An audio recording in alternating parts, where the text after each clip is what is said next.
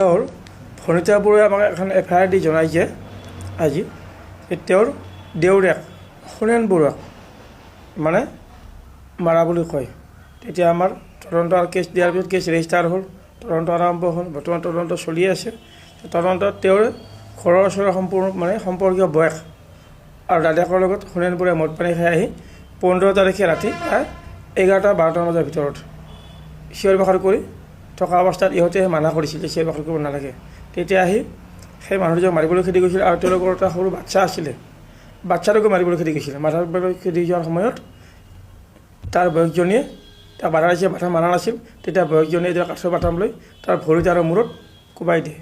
সেই মাৰ খাই পেলাই গৈ নিজৰ ঘৰত শুই থাকে, সুনেন বৰুৱাৰ নিজৰ বিচনাত শুৱাই থাকে। সেই সময়ত তাৰ ঘৰত তাৰ নিজৰ বয়সজনী নাছিলে, তাৰ ককাকজন আগতে ঢুকাইছিলে, গতিকে বয়সজনী বিধৱা, বয়সজনী আছিলে।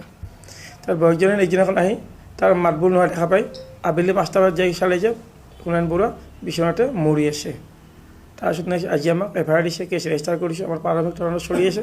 আৰু যিজনে মাৰিছিলে তেওঁকো আমি থানাত আনিছোঁ, এৰেষ্ট কৰা হৈছে তেওঁক, আৰু সেইমতে আমাৰ তদন্ত চলি আছে বৰ্তমান।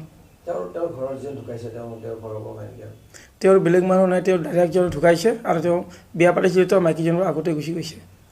তেওঁ বেলেগ মানুহ ঘৰত নাই। হয়, এইটো মদ খোৱাৰ পিছত হোৱা বুলি আমি তদন্ত প্ৰাথমিক চলি আছে। তেওঁ আমি আৰু ভালকৈ সম্পূৰ্ণ অধিক তথ্য পিছত পাম। আমি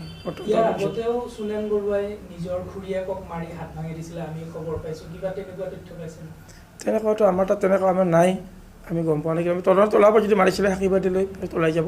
ইনকুৱাৰী যে প্ৰাথমিক তদন্ত চলি আছে, তদন্ত সম্পূৰ্ণ হোৱাৰ পিছত আমি গোটেইখিনি পাই যাম। সুনেন বৰুৱাৰ বয়স 35, 35 বছৰ।